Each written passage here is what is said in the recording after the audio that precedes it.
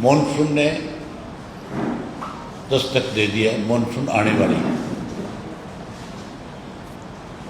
और मॉनसून के आने से पहले सरकार की तरफ से सारी ड्रेनों की सफाई कराई जाती है, नहरों की सफाई कराई जाती है।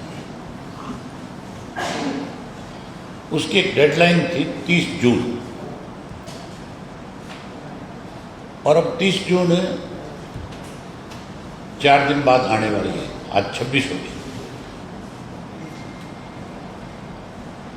मैंने अपनी पार्टी के आईटी सेल के लोगों की एक जिम्मेवारी लगाई है कि आप पता करें कि सरकार ने कितना पैसा अब की बार इसके लिए निर्धारित किया है और कितना पैसा अब तक खर्च हो गया, कौन कौन सी ड्रेन जो है उसकी सफाई होगी। मेरी जानकारी के मुताबिक अब तक 60% ड्रेन और नहर ऐसी है जिनकी सफाई नहीं हुई, जिसकी वजह से मानसून में अगर बारिश थोड़ी ज़्यादा हुई तो 100% हरियाणा प्रदेश के कई जिले बाढ़ की चपेट में आ जाएंगे, जिसमें चरखी दादरी है, भिवानी है, हिसार है, फतेहाबाद है, सरसा है, यमुनानगर है, आपका अम्बाड़ा है। ये जिले बाढ़ से फिर बच नहीं पाएंगे, यहाँ बहुत बड़ी तबाही होगी, क्योंकि सफाई हुई नहीं है।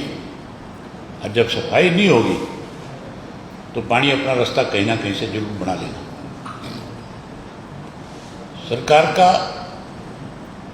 इसकी तरफ ध्यान देने की बजाय, सफाई कराने की बजाय, गाद निकालने की बजाय कुछ ऐसे अपने चहते लोगों को क्रशर लगा करके दे दिए जो मिट्टी की भी पत्थर की दोनों की चोरी करते हैं। शरेआम सरकार को चूना लगा रहे हैं, बिना लाइसेंस के चला रहे। जितना उनको निकालने का सरकार की तरफ से अनुमति है उससे कहीं ज़्यादा निकाल करके बेच रहे हैं आज की तारीख। उनके खिलाफ कोई कार्रवाई नहीं कर रहे। आज भाखड़ा की जो एक ब्रांच है, नरवाणा ब्रांच हमारी, जिसमें 3900 क्यूसेक पानी चलना चाहिए, जिसका फतेहाबाद में, कैथल में, आपके सरसा को, इस इलाके को जो पानी जाता है, वहाँ पानी पूरा इसलिए नहीं पहुँच रहा कि आज भी वहाँ 600 क्यूसेक पानी उस नहर की कैपेसिटी के मुताबिक उसमें कम चल रहा है। अगर उसकी सफाई कराए तो फिर उसमें 3900 क्यूसेक पानी चलेगा और उससे किसान को लाभ मिलेगा। ये किसान को ना तो खेत का पानी देना चाहता और ना ही पीने का पानी देना चाहता। आपके सामने ताज़ा उदाहरण है चैनत गांव का। चैनत गांव में पिछले 40 दिन से लोग, पूरा गांव और आस पड़ोस के कोई 20-30 गांव और, जो लगातार हजारों की संख्या में चैनत गांव में बैठ करके सरकार से डिमांड कर रहे हैं कि जिस पाइपलाइन के माध्यम से, अमृत 2 योजना के माध्यम से आप हंसी शहर को पानी देना चाहते हो, उसी में से हमें भी पानी दिया जाए, क्योंकि वो पाइपलाइन उनके खेतों में से डाल करके ले जाई जा रही है। वो पानी के बिना परेशानी में है। मुख्यमंत्री से कमेटी मिलके गई और मुख्यमंत्री ये कहता है कि हम उसमें से आपको टी नहीं लगाने देंगे, टी नहीं दे सकते। मैं पूछना चाहता हूं मुख्यमंत्री से आपके माध्यम से, वो टी किसने लगाई थी? टी लगाने में 2 चीजें होती हैं। एक तो टेक्निकल आदमी जब तक नहीं जाएगा टी नहीं लगा सकता, या तो पब्लिक हेल्थ के लोग लगा सकते हैं, और या फिर जो इसके टेंडर लेते हैं, काम करते हैं, ठेकेदार जो है, जिनके पास टेक्निकल टीम है, वो लगा सकते हैं। अदरवाइज इसमें आम साधारण आदमी जाकर के पंचर नहीं कर सकता। अगर वो पंचर करेगा तो वो पाइप को तोड़ देगा। 14 घंटे में जो टी लगाई गई, प्रशासन उस वक्त कहाँ था? मैं मंत्री का बयान पढ़ रहा था, गंगवा कह रहे थे कि रात के टाइम लगाई गई, तो रात को क्या प्रशासन सोया हुआ था? जब उस गांव के अंदर सारा दिन सीआईडी के लोग घूमते हैं, जब उस गांव के चारों तरफ पुलिस के नाके लगे हुए, तो वहां जब वो मशीनें पहुंची है तो प्रशासन ने उनको क्यों नहीं रोका? पहले तो टी लगवाई गई, वहां मोदी के ऋण के नारे लगवाए गए, सरकार के नारे लगाए गए, और फिर जो है किसी और का जब दबाव आया तो फिर उस बात से मुकर गए। आज बीजेपी जो है एक टी लगाने वाली है और एक टी हटाने वाली है। ये सरकार जो है दो लोगों की सरकार होगी, टी लगाने वालों की सरकार भी है, टी हटाने वालों की भी सरकार है। आज गांव ने फैसला कर लिया कि हम अगर चैनत गांव को पानी पीने का मिलेगा तो इसी पाइपलाइन में से सरकार को देना पड़ेगा। और सरकार, मुख्यमंत्री जो है, बजाय उनकी बात सुनने के, वो कहीं किसी के दबाव में आकर के और उन लोगों को मजबूर कर रहे हैं।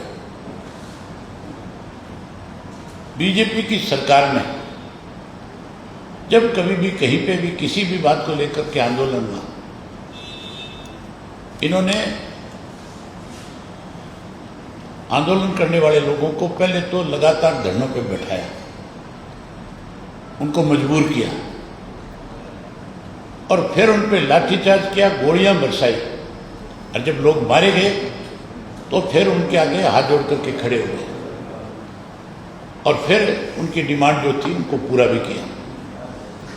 आपको याद होगा मनोहर लाल खट्टर के टाइम के अंदर जाट आरक्षण आंदोलन के दौरान 32 बेकसूर मारे थे, और फिर रातों रात दिल्ली में समझौते हुए थे इनके। सरकार जा रही थी अपनी सरकार बचाने के लिए, फिर हाथ पांव फूल के फिर सारी बातें मानी। इसी तरह किसान आंदोलन जो था, उसके अंदर 750 किसानों ने शहादत दी। मोदी जी को भी अपना फैसला वापस लेना पड़ा था। इसी तरह खेदड़ गांव के अंदर जो इसकी राख थी, खेदड़ पावर प्लांट की, उसकी राखी को लेकर के गांव के लोगों को कुछ पैसा मिलता था, जिसकी गांव से डेवलपमेंट होती थी, जो लिखा हुआ था एक एग्रीमेंट में। वो ठेकेदार ने बंद कर दिया था, उसको लेकर के ग्रामीण लोगों ने आंदोलन किया था। इसी तरह बातचीत करी उन लोगों के साथ, और बातचीत के बाद जब लोग अपनी बात पे अड़ करके खड़े हो गए कि हमें तो हमारा कमीशन चाहिए गांव के विकास के लिए, तो उनको पैसा देने के बजाय उन पर गोलियां बरसाई, लाठीचार्ज किया, फिर एक आदमी मरा, फिर जाकर के सरकार ने उनकी बात को माना। यहाँ चैनत में भी ये किसानों को पानी के नाम के ऊपर परेशान कर रहे हैं। ये वहाँ पे भी इसी तरह से लाठीचार्ज भी करना चाहेंगे, और मेरे ख्याल गोलियां चला करके 2, 4, 5 को शहादत देने पर मजबूर करेंगे, फिर जाकर के मानेंगे। मैं आपके माध्यम से सरकार को ये कहना चाहता हूँ कि आप समय रहते वहाँ पे टी दोबारा लगाएं, उनको पानी दें। अगर उनको मजबूर किया तो इंडियन नेशनल लोकदल पार्टी के हजारों लोग उनके साथ जाकर के बैठेंगे, और जब तक टी नहीं लगेगी तब तक वहाँ से हिलेंगे नहीं, खड़े नहीं होंगे। मैं आज ही उनको इस बात का संदेश भेजूंगा अपने पार्टी के पदाधिकारियों के माध्यम से कि जो फैसला आप करोगे हम आपके साथ हैं। पानी उनका अधिकार है। अगर पीने का पानी नहीं दे रही सरकार तो फिर सरकार किस चीज़ की है? फिर डेवलपमेंट कहाँ है? फिर ये लाखों करोड़ का बजट कहाँ है? जो पीने के पानी की व्यवस्था सरकार को करनी चाहिए, वो करने की बजाय कैसे पैसे खाने में लगे हुए, शहरों में सौंदर्यीकरण के नाम पे पानी नहीं दे रहे, गेट बना रहे। गेट बनाने से कोई राजी नहीं होगा, सुविधा देने से राजी होंगे लोग। शहरों में सड़कें टूटी पड़ी है, सीवरेज का बुरा हाल है, पीने का पानी नहीं है, गंदा पानी पीने पे लोगों को मजबूर होना पड़ रहा है। वहाँ पे आरओ लगा करके जर्मन सिस्टम से स्वच्छ पानी देने की बजाय ऐसा पानी पीने पे मजबूर कर रखा है कि जिससे बीमारियां बढ़ती हैं। खास करके मैं आपको 3-4 जिले ऐसे बताना चाहता हूँ जहाँ पानी एक घूंट भी नहीं पी सकते। फरीदाबाद जिला जो है, जहाँ यमुना का पानी जाता है, जहाँ आगरा कैनाल है, उस आगरा कैनाल नहर के आप पानी को पीना तो बहुत दूर की बात है, उस नहर के पुल को क्रॉस नहीं कर सकते, इतनी बदबू है। बिल्कुल ब्लैक कलर का पानी है, केमिकल वाटर है। उसमें पलवल भी आ जाता है, उसमें आपका मेवात भी आ जाता है। ये तीनों जिले जो है उससे प्रभावित हैं। हमारे यहाँ अम्बाड़ा से लेकर के सरसा तक जो घग्गर नदी का किनारा है, उस घग्गर में केमिकल वाटर चलता है। जगह जगह इंडस्ट्री का वेस्ट डाला जाता है। उसकी वजह से जो ट्यूबवेल लगे हुए हैं साइडों में, उनसे फिर केमिकल पानी मिलता है।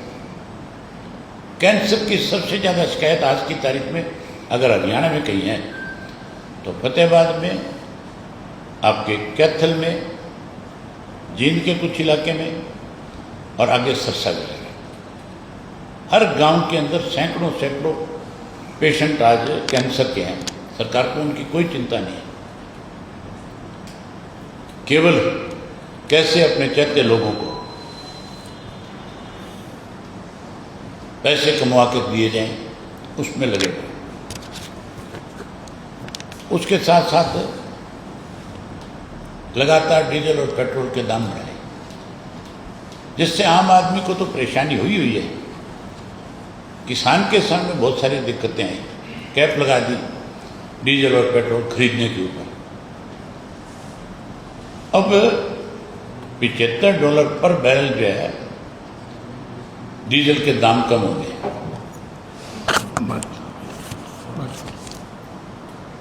और सरकार दाम कम करने के बजाय कहीं फिर ईरान का और अमेरिका के वार की बात कह करके लोगों में दहशत पैदा कर रही है। तुरंत केंद्र की सरकार को इस पर विचार करना चाहिए और इसको वापस लेना चाहिए। कानून व्यवस्था का तो दिवाला पिटा हुआ है, भ्रष्टाचार चरम सीमा पे है। उसकी तरफ सरकार का कोई ध्यान नहीं है, बल्कि जो लोग कोई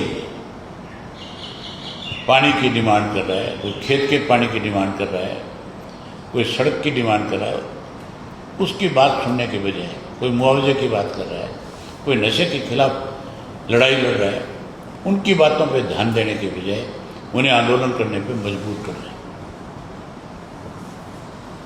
हालात आज ऐसे कर दिए हरियाणा प्रदेश की इस बीजेपी की सरकार ने कि हरियाणा आज भ्रष्टाचार में 1 नंबर पे चला गया। पीछे सैनी ने एक बयान दिया था कि हम भ्रष्टाचार को खत्म करना चाहते हैं। 12 साल से तो आप और हम सब सुन रहे हैं। मनोहर लाल खट्टर मुख्यमंत्री बनते सबसे पहले ये बयान दिया था, इनके राज में भ्रष्टाचार बढ़ा है, कर्जा बढ़ा है, विकास के काम नहीं हुए। बजाय और चीज़ों पे ध्यान देने के, जिन लोगों ने भ्रष्टाचार किया है उनके खिलाफ सख्त कार्रवाई करनी चाहिए। अभी जो बैंक घोटाला हुआ, बड़ी हैरानी की बात है। जब बैंक घोटाला उजागर हुआ, सामने आया, तो मुख्यमंत्री ने एक स्टेटमेंट दी थी। आप पूछना, आजकल मैंने सुना है कि आपके ऊपर भी पाबंदी लगा रखी है इस मुख्यमंत्री ने। आप जब इसकी प्रेस कॉन्फ्रेंस में जाते हो तो बाकायदा तौर पे इसके जो मीडिया एडवाइजर है वो आकर के पहले आपको ब्रीफ करते हैं और कहते हैं कि आप मुख्यमंत्री से कोई सवाल नहीं पूछ सकते। मुख्यमंत्री सिर्फ आपको ब्रीफ करने आएगा, किस इशू पे आएगा वो भी पहले बता देता है। लेकिन आपको बंधुआ मजदूर की तरह बना दिया, पत्रकारों को भी। आप सामने से ये नहीं पूछ सकते मुख्यमंत्री को कि आज क्या हो रहा है, क्या पूछ सकते हो? ऐसे हालात है कि नहीं है? जब बैंक घोटाला सामने आया था, अब उसमें आईएएस अफसरों को पकड़ा जा रहा है सीबीआई की तरफ से। मुख्यमंत्री ने एक बयान दिया था 1-2 दिन छोड़ के कि सरकार को कोई नुकसान नहीं हुआ, सरकार का पैसा वापस आ गया। जब सरकार को नुकसान नहीं हुआ तो फिर सीबीआई जांच क्यों? फिर अफसरों को क्यों पकड़ा जा रहा है? नुकसान नहीं हुआ तो 2 आईएएस एक आईएएस अफसर को बचाने के लिए, 1-2 आईएएस अफसरों को बचाने के लिए सरकार उनको सरकारी गवाह भी बना सकती है। और इसलिए बना सकती है उनको कि अगर उनको गिरफ्तार किया, उन पे हाथ डाल लिए, जबकि वो भी उतने ही गुनाहगार हैं जितने दूसरे, अगर उनको कहीं पकड़ लिया तो फिर सरकार की पोल खुल जाएगी। उनके पास बहुत सारी चीज़ें सरकार के कहते लोगों की रिकॉर्डिंग है जो सामने आ जाएगी। और जब वो सामने आएगी तो फिर चीफ मिनिस्टर तक कहाँ जाएगी, वहाँ तक की पोल खुलेगी।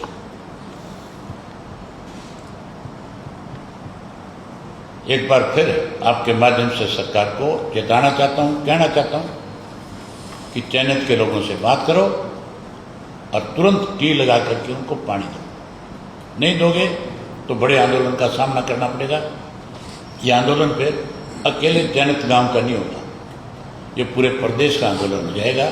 और पूरे प्रदेश में जहाँ जहाँ पानी की कमी है वहाँ सब जगह इस तरह की आवाज़ उठेगी और पूरा हरियाणा प्रदेश से इंडियन नेशनल लोकदल पार्टी विशेष रूप से लोगों के हितों के लिए सड़क पर खड़ी नजर आएगी। कांग्रेस विधायक को जो 5 करोड़ की रोटी मांग रही है, मैसेज करके उससे पहले बड़ी हैरानी की बात है, आज जनप्रतिनिधियों को थ्रेट आती है, सरकार उनको प्रोटेक्शन देने की बात करती है, लेकिन जो थ्रेट करते हैं उनको पकड़ती नहीं, उनको भी प्रोटेक्शन देती है साथ साथ। अभी कल परसों कांग्रेस का एक डेलीगेशन मिला मुख्यमंत्री से, मुझे जो जानकारी मिली है, अब कहाँ तक सच है ये आपको ज़्यादा पता होगा मेरे से। उस डेलीगेशन में जो लोग गए थे उन्होंने मुख्यमंत्री से प्रदेश की सुरक्षा की बात नहीं करी। उन्होंने कहा कि एमएलए की सुरक्षा बढ़ाई जाए। एमएलए की सुरक्षा बढ़ाने से प्रदेश के लोग सुरक्षित नहीं हो सकते। इसके लिए तो सरकार जिन लोगों को प्रोटेक्ट कर रही है, प्रोटेक्ट करने वाले लोगों के खिलाफ कार्रवाई होनी चाहिए और ये जो रोज इस तरह की थ्रेट करते हैं इनके साथ सख्ती से पेश आना चाहिए। मुख्यमंत्री जब वो ये बात कर रहे थे एमएलए उनसे बैठ करके, तो मुख्यमंत्री ये कह रहा था कि रोहतक का एसपी और डीसी जो है वो अपनी जिम्मेवारी बहुत अच्छे ढंग से निभा रहे हैं। जो सबसे ज़्यादा गैर जिम्मेवाराना अधिकारी हैं, जिनसे आप कोई उम्मीद नहीं कर सकते, ऐसे अधिकारी जो अपनी जिम्मेवारी को ठीक नहीं समझते, उनको डीसी और एसपी लगा रखे है सरकार ने। आप ये देखो, एक प्रोटोकॉल लिस्ट बनी होती है स्टेट के अंदर, एमएलए जो है वो प्रोटोकॉल में चीफ सेक्रेटरी से बड़ा है। अगर एमएलए चीफ सेक्रेटरी के ऑफिस की तरफ जाएगा तो चीफ सेक्रेटरी को अपनी चेयर छोड़ करके उस एमएलए को रिसीव करना होगा, ये प्रोटोकॉल में है। और चीफ सेक्रेटरी को ही उसको फिर वापस उसके गाड़ी तक या उसके ऑफिस तक उसको छोड़ना होगा। एसपी और डीसी के दफ्तर में अगर एमएलए जाएगा तो डीसी और एसपी रिसीव करने आएंगे, ये उनकी जिम्मेवारी है। अगर वो नहीं आते तो फिर स्पीकर की कमजोरी है, सरकार की कमजोरी है। ऐसे लोगों के खिलाफ सख्त एक्शन होना चाहिए, ऐसे लोगों के खिलाफ सख्त कार्रवाई होनी चाहिए। जब तक सरकार इनके खिलाफ सख्त नहीं होगी तब तक कानून व्यवस्था ठीक नहीं होगी, भ्रष्टाचार पे अंकुश नहीं लगेगा।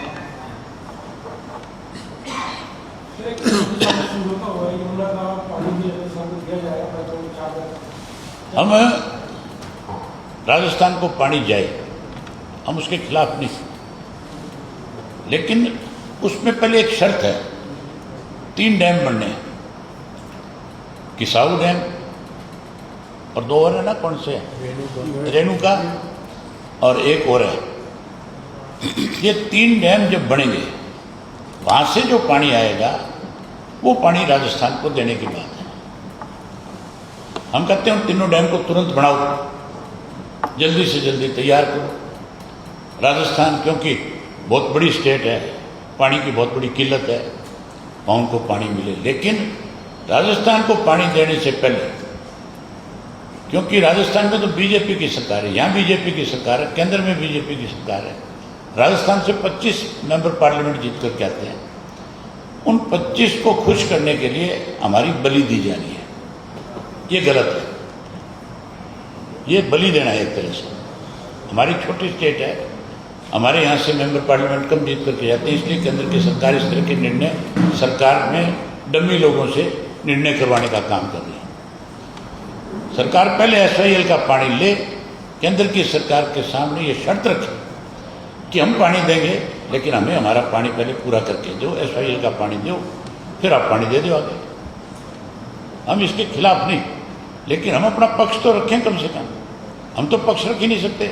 हमारी सरकार तो ऐसी सरकार है जो आदेश की पालना करती है, जो आदेश आ जाता है उसकी पालना हो जाती है। IDFC बैंक को जो FD घोटाला हुआ है, उसमें बड़े अधिकारियों पर जैसे CBI जो है, इसको आप कैसे देख रहे हैं? और सरकार एक तरफ इसको ये दर्शा दी कि हम जीरो टॉलरेंस। आप ये देखो, जो चीफ मिनिस्टर के ऑफिस में काम कर चुके अधिकारी, वो अधिकारी इसमें फंसे हुए हैं, वो मुजरिम है। तो इसका मतलब CMO भी पूरी तरह से इस काम में शामिल था। जिस चीफ मिनिस्टर को यही ज्ञान नहीं, ये ध्यान नहीं कि तेरे अफसर में बैठे अधिकारी किस तरह से तेरी नाक के नीचे लूट मचा रहे हैं, इसका मतलब वो अधिकारी अकेला नहीं है, ये चीज़ें ऊपर तक शामिल हैं। भ्रष्टाचार तभी होगा, उसकी शुरुआत नीचे से नहीं होगी, उसकी शुरुआत चपरासी से नहीं हो सकती, उसकी शुरुआत तो ऊपर से होगी। और यहाँ तो हरियाणा में आम प्रचलन है, आम कहा जाता है, कहावत है आजकल कि यहाँ तो मंत्री से संतरी तक सब शामिल होंगे इस काम में। तुम्हारे सामने किस तरह से कॉलोनियाँ काटी जा रही है, किस तरह से लोन लाइन एरिया की ज़मीनें लेकर के सरकार को दी जा रही है, कैसे करोड़ों रुपया कमाया जा रहा है इसमें। मैंने आपसे पिछले दिनों कहा था कि मैं 1300 एकड़ ज़मीन है अम्बाड़ा की, जिस ज़मीन को इन्होंने उस पर बिना किसी ऑक्शन के खरीदने का काम किया। एक आदमी ने पोर्टल पे ला करके ज़मीनें डाल दी कि मेरे पास इतनी ज़मीन है, सरकार चाहे तो इस ज़मीन को ले सकती है, और सरकार अगले दिन ही उसकी खरीद शुरू कर देती है कि हम यहाँ पे वो बनाना चाहते हैं, यहाँ पे इंडस्ट्रियल जोन। उसके लिए वो थोड़ा सा मामला नहीं है, वो चीफ मिनिस्टर तक जुड़ा हुआ मामला है।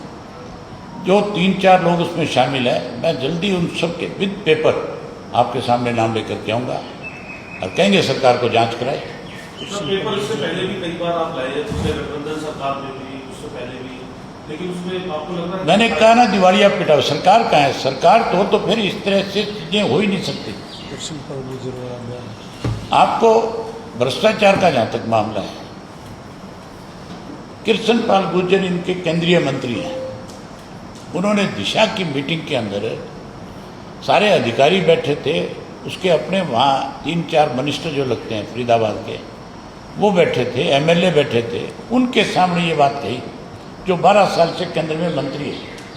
उसने ये कहा था कि तुम हजारों करोड़ रुपया खा दिए नगर परिषद के जो अधिकारी थे उनको, और ये कहा तुम्हारे कीड़े पड़ेंगे। कीड़े तो तुम्हारे पड़ेंगे, तुम मंत्री हो और तुम इस प्रदेश को लूट के खाने वाले लोगों के खिलाफ कार्रवाई नहीं कर रहे। बताओ क्यों नहीं कर रहे? अगर एक सेंटर का मंत्री ये कहता है कि ये लूट के खा गए, ये चोर है, डकैत है, इन्होंने भ्रष्टाचार किया, तो उसकी जांच क्यों नहीं होनी चाहिए? नहीं होनी चाहिए जांच उसकी जांच करे तो फिर ये लोग फंस जाते हैं सारे के सारे। अब रजिस्ट्री भी ऑनलाइन कर दी, इंतकाल भी तुरंत जो है रजिस्ट्री के दौरान ही मिल जाएगा। सरकार का ये दावा है कि तहसीलों के चक्कर जो है जनता को नहीं काटने पड़ेगा। सरकार ने तो ये भी दावा कर रखा है, अमित शाह जी का एक पिछले दिनों जब इनके 2 साल पूरे हुए, 12 साल की सरकार पूरी हुई, मोदी साहब जब सबसे लंबे समय के प्राइम मिनिस्टर बने, तो उन्होंने कहा था दूरबीन लेकर के देखोगे तो भी तुम्हें कहीं भ्रष्टाचार नज़र नहीं आएगा। और मैंने तुम्हारे सामने कितने भ्रष्टाचार के मामले बताए हैं, किस तरह से IAS अफसर इनके जो है सरकार के जो है आज भ्रष्टाचार में शामिल हैं, पकड़े जा रहे हैं।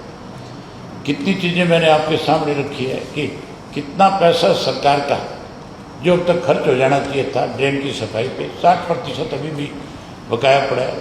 एक और इशू है, एक पिछली सरकार में 21,000 करोड़ रुपए के टेंडर हुए थे जिसमें 1,500 करोड़ रुपया खर्च हुआ है। वो सारी चीज़ें मैं आपके सामने लाऊंगा, जल्दी लाऊंगा। बहुत धन्यवाद।